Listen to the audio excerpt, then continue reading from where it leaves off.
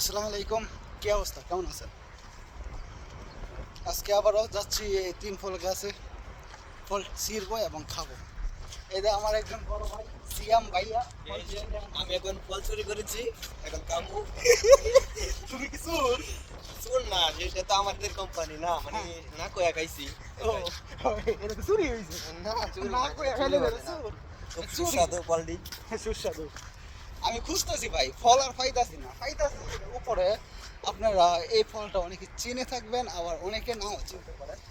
সত্য বলতে এই ফলটা খাওয়ায় খুবই সুস্বাদু। আমি যখন আইছি অনেক মানুষে আমাকে দিত ফলটা খাওয়ার জন্য।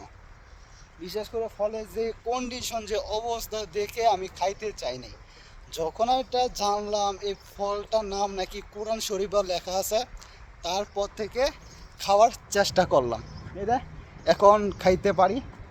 এটা এখন একটা ছিঁড়বো, খাবো।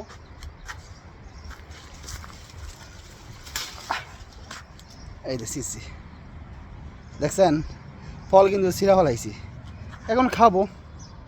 ফলটা সেই স্বাদ, সেই স্বাদ।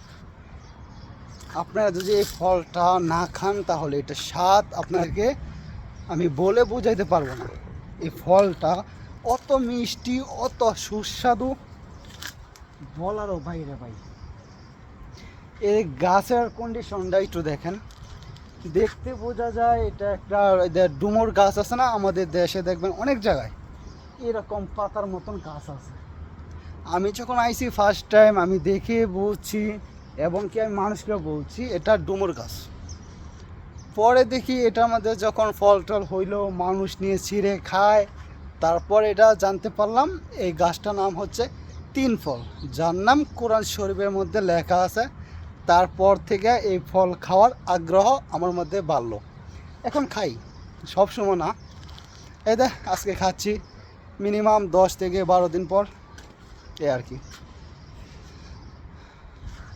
সবার দিনকাল কীরকম কাটতেছে অবশ্যই কমেন্ট করে জানাবেন।